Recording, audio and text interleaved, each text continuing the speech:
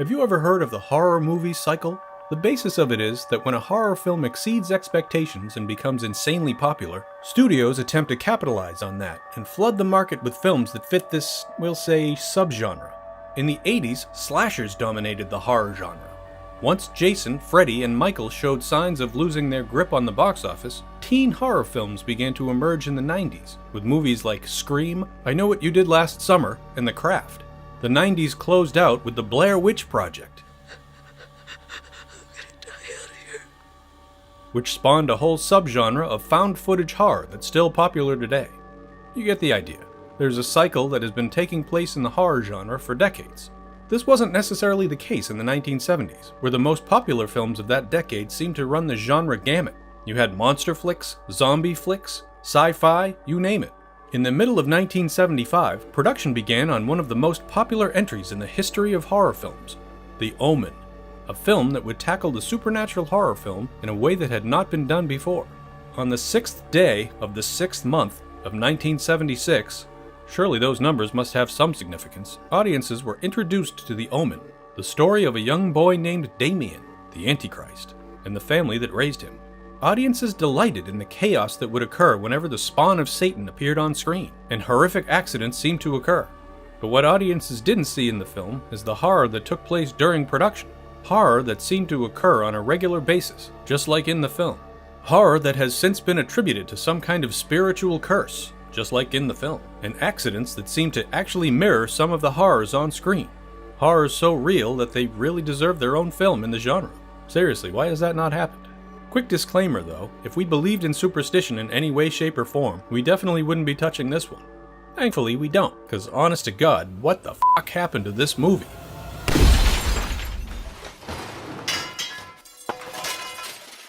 When you dig through one of your favorite directors' filmographies, you're reminded of just how great that person is at their craft.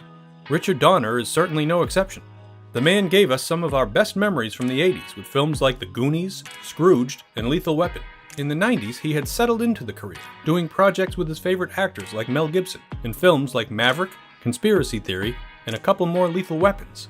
Back in the 70s, Donner solidified his career by bringing the most wholesome of heroes to life in Superman the movie and Superman 2.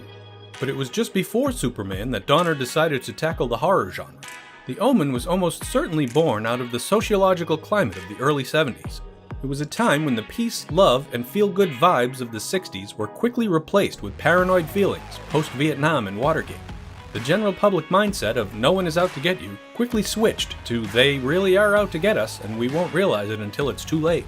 Films like 3 Days of the Condor and The Conversation really started to reflect that paranoia to mass audiences. Following on the heels of the Manson arrest and trial, supernatural horrors like The Exorcist found great success, coupling that feeling of constant dread with the fears of the religious unknown. You would think that a film like The Omen would be born out of that paranoia, but the idea came to a Christian businessman named Bob Munger. He felt that the world would be terrified if they knew the Antichrist that the Bible described really existed. But what if the Antichrist was just a young boy who wouldn't grow into the Satan we see in Revelation for some time? With this idea, Munger didn't want to create a successful franchise. He didn't want to relaunch the career of an actor who had semi-retired. He just wanted to scare people. He wanted to scare the hell out of them. Munger soon met with producer Harvey Bernhard and shared his idea, and the plot that was born from that idea was simple. A family adopts a child. Sweet. But of course, that's not what it seems to be. The child that's adopted just happens to be the Antichrist. You're kidding, what a crazy random happenstance. The film was actually originally called Antichrist, but the title was later changed to The Birthmark, and eventually became The Omen. After completion of the script, the film started to take off quickly. While some actors, such as Charlton Heston, William Holden, and Roy Scheider, turned down the role, Gregory Peck, one of Hollywood's most popular actors at the time, expressed interest in it. To have such an actor on board gave the film weight and credibility that none of the producers had planned for. Peck signed on and the wheels were in motion. The Omen very quickly became a runaway train. Nothing could stop it at this point. Not that Bob Munger didn't try.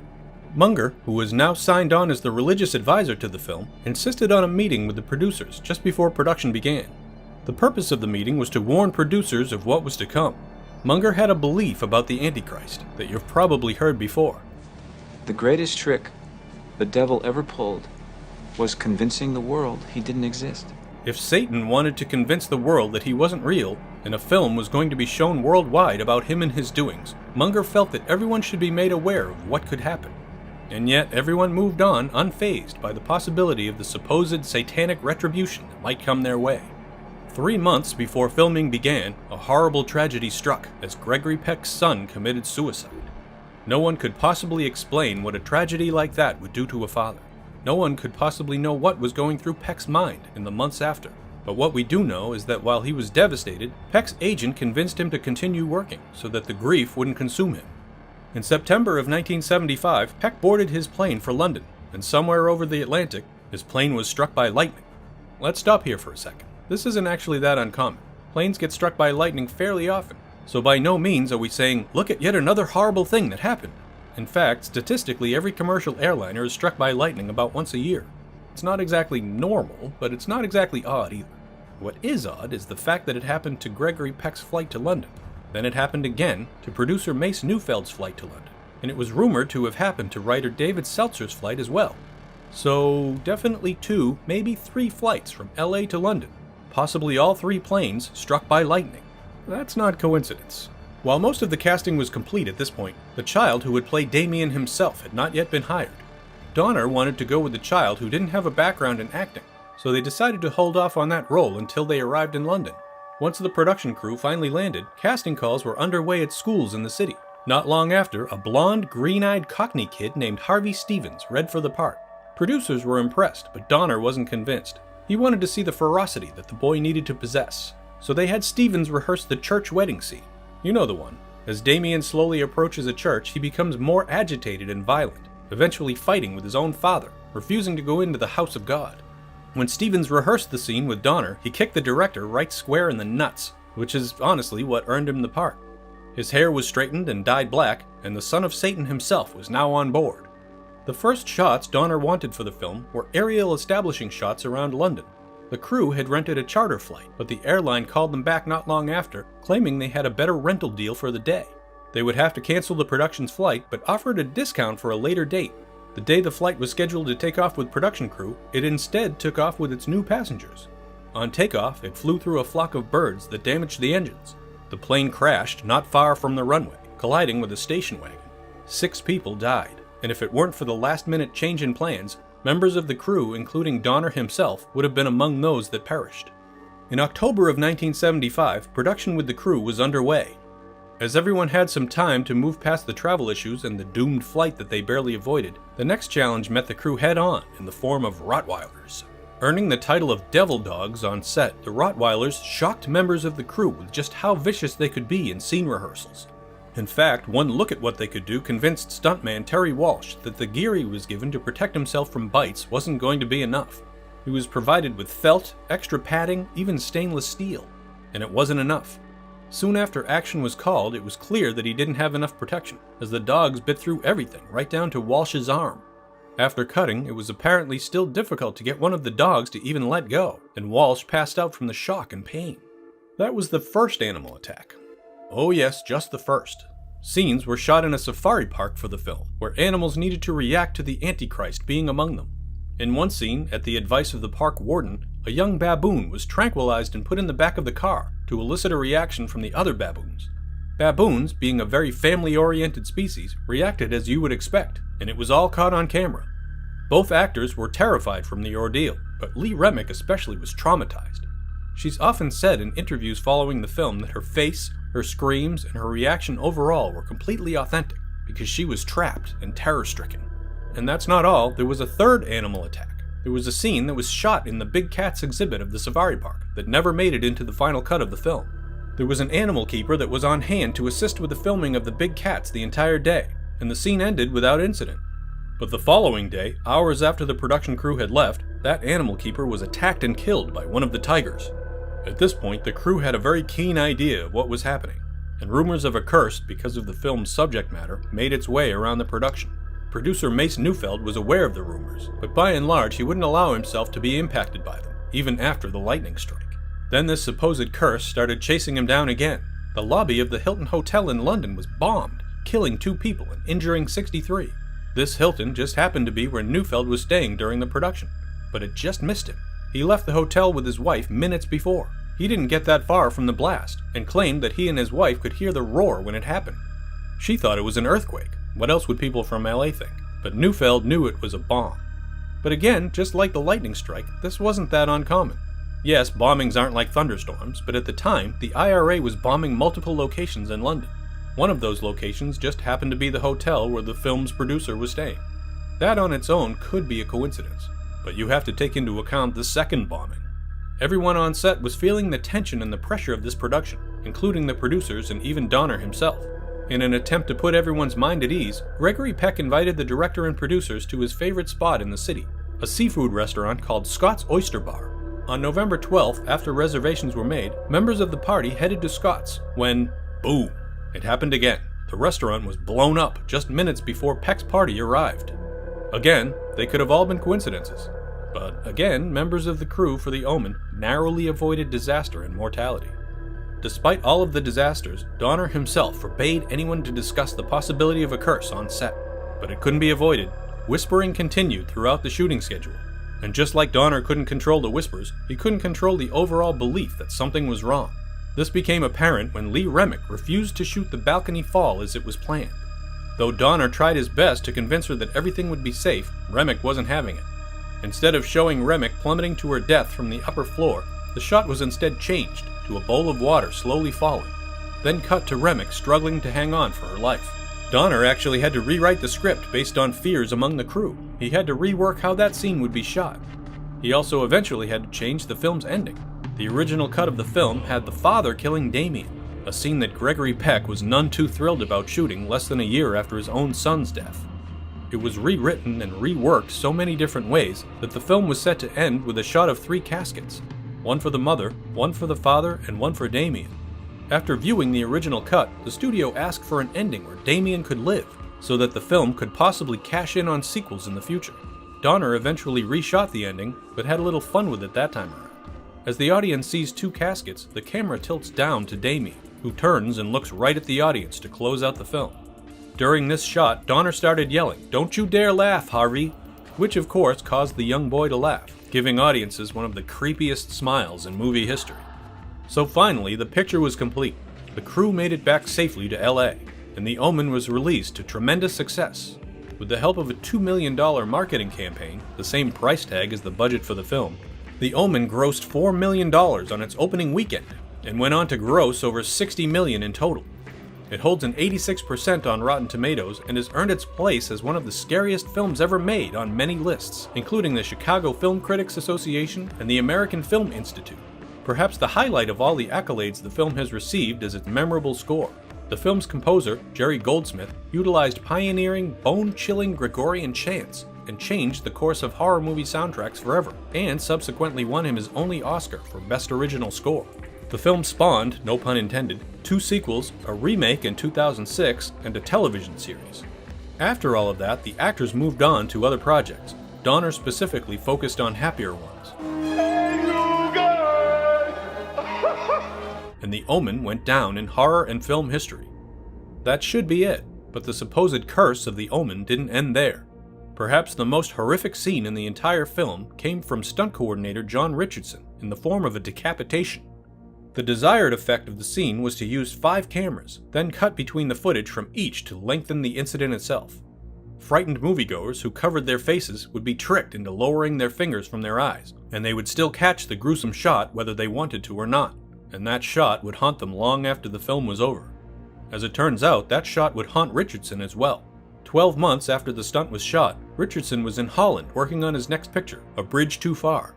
Late one night, he was driving with his assistant, Liz Moore, and was involved in a head-on crash, and the front wheel of the vehicle came up through the car and decapitated Moore. Richardson was knocked out from the accident. When he came to, he claims the very first thing he saw was a mile marker sign, saying that the town of Omen was 66.6 kilometers away. Ultimately, the film never gives a concrete answer as to whether or not Damien is the Antichrist, though it's heavily insinuated, and of course he was. Audiences were meant to make up their own minds about the events that took place, which were either the work of an all-consuming evil, or merely coincidences. As it turns out, the crew left the production of The Omen having to make up their own minds about what they had witnessed as well.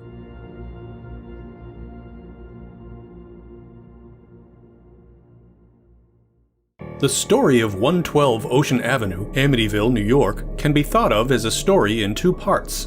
In the first, a truly inexplicable tragedy, the senseless murders of an innocent family in the middle of the night by the most unthinkable of suspects. The second part is, if possible, even stranger, the spooky story of a completely unrelated family mysteriously affected by the horror that struck the first. The stories of these families have been told many times, in movies, documentaries, true crime shows, books, you name it. Some who told these tales are the survivors themselves, which might make you think the undeniable truth of this grand horror story would be common knowledge. And yet, even with so many supposed facts at our disposal, what really happened at 112 Ocean Avenue remains in question.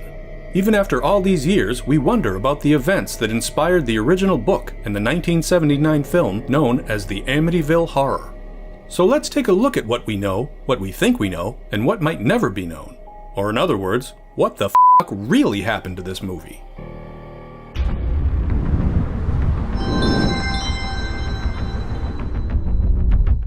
We'll start with the indisputable.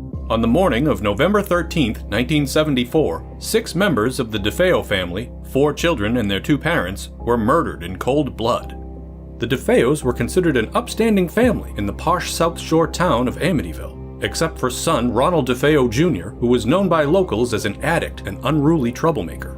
Ronald was the only survivor of the massacre, and suspicion quickly fell upon him from the community and from the authorities. Eventually, the official story was that Ronald grabbed a rifle around 3:15 in the morning, walked into his parents' bedroom, and shot them both. Then, he proceeded to the bedroom of his 2 younger brothers, executing them. He went to an adjacent bedroom where his sister slept, and killed her. Finally, he went up to the 3rd floor and ended the life of his other sister. In the span of minutes, Ronald DeFeo Jr. had murdered his entire immediate family, and he eventually confessed to the chilling act. Still, there were questions. Even considering the kind of gun that DeFeo was using, a .35 caliber lever-action rifle, it was apparent that none of the family members had moved while he went from room to room, shooting each of them in turn. None of the neighbors reported hearing the loud blasts of the rifle either. Some wondered whether there were accomplices involved, or if something far more sinister was at play. DeFeo was clearly out of his mind, according to many experts, either mentally ill, on drugs, or perhaps both. At one point, DeFeo testified that a demon made him do it, that he had no control over what he was doing. Questions eventually arose regarding Ronald's sister, Dawn, one of the victims, with some speculating that she was heavily involved with the killings, that she and Ronald planned the massacre together before she was finally eliminated by her own brother. This is something DeFeo eventually claimed was true, though his story has changed plenty of times over the years. While we may never know exactly why Ronald DeFeo Jr. did what he did, the end result was 6 life sentences for the crime, and the shocking nightmare at 112 Ocean Avenue seemed to be concluded. That horrifying incident, rife with its own questions, was but a gruesome backdrop for what most think of as the real Amityville Horror. September 13, 1977 saw the release of the book, The Amityville Horror, A True Story. It was penned by Jay Anson, but was based on the accounts of George and Kathy Lutz, the couple who had moved into 112 Ocean Avenue after it had been put on the market for cheap following the DeFeo murders. The Lutz family, which included 3 young children, knew of the house's bleak history. The murders had happened only a year prior, but they agreed they would accept what had transpired, as the house was perfect for their needs. But the trouble began almost immediately for the Lutzes, and what ensued was a month-long nightmare they barely escaped from, depending on who you believe. And this is where our analysis becomes tricky, because while the original film based on the Lutz family's experiences is not completely faithful to the stories told by George, Kathy, and their children, it shares plenty of similarities. But just how believable were those stories told by the Lutzes? The movie version of the Amityville Horror is remembered for that infamous growl of "Get out!" The flies attacking the priest, those ominous windows, the bleeding walls, some serious toilet trouble, and of course, a bleary-eyed James Brolin chopping more wood than Paul Bunyan. It's a classic haunted house melodrama with a reliable setup. A lovable young family, hoping for a fresh start, moves into a new house, undeterred by its very dark past. Almost immediately, things go south.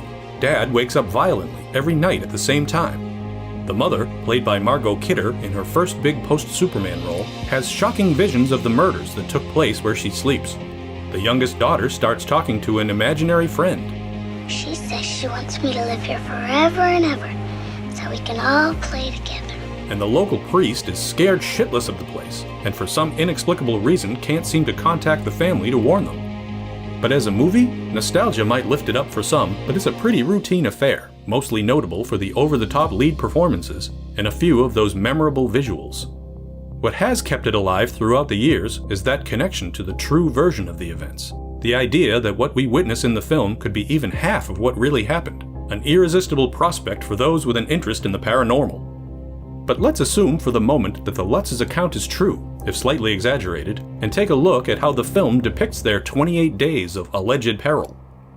December 18th, 1975, the day the Lutzes moved in. A friend of the real Lutzes insists that George get the house blessed by a priest. The holy man comes on the first day and feels the sewing room is too cold, and he hears a grumbled "out," and even says he feels a slap. In the film, the priest, played with mouth-foaming ferocity by Rod Steiger, is in the house for no more than 5 minutes before he's attacked by hundreds of flies, something everyone involved agreed didn't happen. We also get the classic snarl of "Get out!" that has become synonymous with the film, and perhaps horror films in general. Get out. The priest flees the house without even talking to the Lutzes, but is still a constant presence throughout the film. The real priest did contend that he received boils on his hands, which is reflected in the film.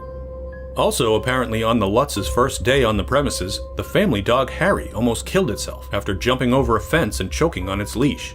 George and his stepson Daniel were able to save it in time. Thankfully, this event is not depicted in the film. The real house had many cold spots throughout. The temperature would sometimes dip by as much as 20 degrees in any given room. George was supposedly never able to get warm and became obsessed with firewood, constantly chopping it up and throwing it in the fireplace. This is certainly a running theme throughout the movie, as George can't chop the stuff fast enough. George's relationship with the children is presented as loving and tender in the movie, at least before he's under the influence of the evil within the house. But Daniel Lutz's account of things is quite different. In the fascinating documentary, My Amityville Horror, Daniel claims he and his stepfather, George, always had a hostile relationship that only got worse once they moved into the haunted homestead. In the film, the children, especially the two boys, renamed Greg and Matt, are barely given any characterization. Almost all of the focus is on the adult couple. That is, until the daughter starts talking to Jody, an imaginary friend that happens to take the form of a shape-shifting pig. Nonsense? Well, other family members said they also saw this apparition, which Daniel Lutz described as a cartoon caricature of an angry pig. They also claim to have seen cloven hoof tracks in the snow, something that has been heavily questioned by skeptics. In the film, we see Jody the demon pig briefly. First, its demonic red eyes, then its full form in a window. Let's just say it might have been best if this element had been left out of the adaptation, even if it is, accurate? The real Kathy Lutz claimed that women were charmed by the house, while men became infested with violent reactions. In the film, the only significant female character is a friend, who happens to be a psychic, and she is most definitely not a fan of the house. It gives me the creeps. Her husband, who is George's business partner, is not altered in any way when in the house. 315 is a recurring motif, with characters often awakened at that time screaming. That was the approximate time Ronald DeFeo began his shooting spree. Convenient detail or horrifying coincidence? Either way, it's consistent with tales the real Lutzes told. George Lutz said they once went through the entire house reciting the Lord's Prayer, which eventually caused disembodied voices to shout, "Will you stop?" In the film, we see George and Kathy go from room to room, reciting a prayer and holding up a crucifix, although we don't hear any ghosts begging for them to stop. In a harrowing moment, young Daniel's hands were smashed by a window. It took several people to lift it up and free him. In the documentary, Daniel described the damage to his hands as being severe, and yet when the parents brought him downstairs to patch him up, his hands were apparently fine, except for one pinky. In the film, the incident also occurs, but not much is made of it. It's mostly written off with a brief scene of George and Kathy in the hospital parking lot saying, Amazing. Not one broken bone. To hear Daniel Lutz tell it, he was actually one of the main targets of the spirits, or whatever they were, claiming one time he was possessed by something for at least half an hour. He also says he and his brother Christopher were tossed around their bedroom on the family's last night in the house. Neither event is in the film, but as an aside, you really should check out the documentary, My Amityville Horror, if you want Daniel's bizarre take on what happened to his family. One of the allegations Daniel lays at George's feet is that his stepfather was interested and involved with the occult, that he was capable of telekinesis among other things, and this dabbling in the paranormal helped spur on all the frightening activity in the house.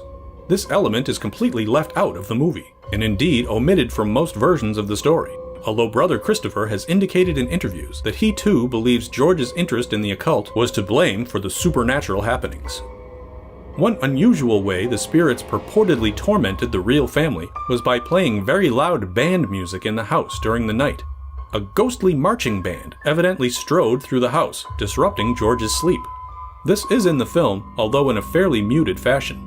George just hears some music coming from an indeterminate place as he wanders about for a bit.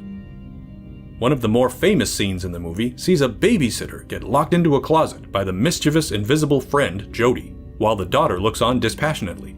This was a complete fabrication strictly for the film. It was even featured again in the 2005 remake with Ryan Reynolds. Goddamn babysitter's an idiot.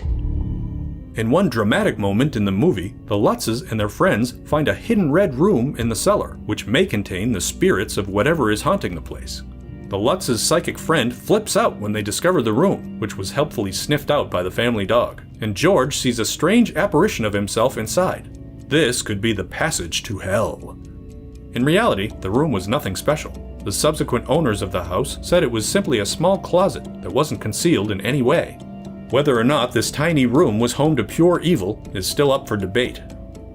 One major detail in the book and film is that the house was built on top of, you guessed it, an Indian burial ground. The claim is that the Shinnecock Indians would leave their mad and dying members at this site, but it's now common knowledge that the Shinnecock Indians didn't reside in the Amityville area, nor were they prone to abandoning their helpless sick. Another theoretical culprit behind the supernatural troubles is John Ketchum, who in the movie is described as a sadistic witch who was buried underneath the Lutz's home. There's nothing out there to validate this, although researching the name reveals that there were several families with the last name Ketchum who lived in the Amityville area centuries ago. Soon after the Lutzes fled 112 Ocean Avenue, they began putting out feelers to paranormal investigators in the hopes that they could get to the bottom of what happened in their house. They also reached out to a lawyer named William Weber, who just happened to be Ronald DeFeo's defense attorney. Weber claims that he told the Lutzes details of the DeFeo household, details that subsequently made it into the couple's Amityville book about their own horrors, with appropriate alterations, of course. The Lutzes denied this charge. But the book was published and was an instant smash success, sending the Lutzes on a busy and lucrative media tour. They maintained that the story was true, and the public seemed to believe them. And even if it wasn't true, it was still a compelling tale. The author of the book, Jay Anson, reportedly told people he was only interested in telling a good story, not an accurate one, and to make money, naturally, though the Lutzes stood by the author's depiction of the events. The 1979 film adaptation was similarly successful. George Lutz wasn't too impressed with it, remarking on how many of the scenes sprang from the imagination of the film's producers. One thing George and the rest of the family can agree on, the 2005 remake was even further removed from the quote-unquote true story, with son Christopher calling it disgusting. That didn't happen. Again, that's Hollywood. And George at one point attempting to sue the producers to halt its release. Plenty of people maintain that the Lutz's account of their terrible month at 112 Ocean Avenue is valid. That includes the psychics who investigated the house, such as Lorraine Warren, best known as the basis for the lead in the Conjuring films. Subsequent owners of the property have reported no evidence of ghosts, or demons, or bleeding walls, or glowing-eyed pigs, or anything supernatural.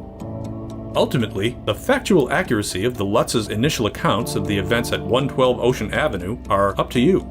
Those who really want to believe might buy into the strange and nebulous stories of the family. The skeptics among us will think about how much of the story was contrived or, short of that, heavily embellished. But some peculiar things went on in that house between mid-December and the end of January. Of that, there is little doubt. As to why the story has always been out of focus, with details changing here and there, George Lutz put it down to the trauma of the event. He once said, if we had tried to perpetrate some kind of a hoax, I think we would have been much more sure of when and how things happened, because we would have been inventing them. On that point, we can probably take him at his word. The Amityville Horror. One house, two monumental mysteries. Why did Ronald DeFeo kill his entire family? Did an eager couple exploit the heinous act by making up one of the most sensational and creepy stories in modern times and passing it off as truth? As of right now, no movie has provided the definitive answer. Perhaps one day all the facts will come out, but that doesn't seem very likely. So for now, we just have to form our own opinions on what the f*** really happened to the Amityville Horror.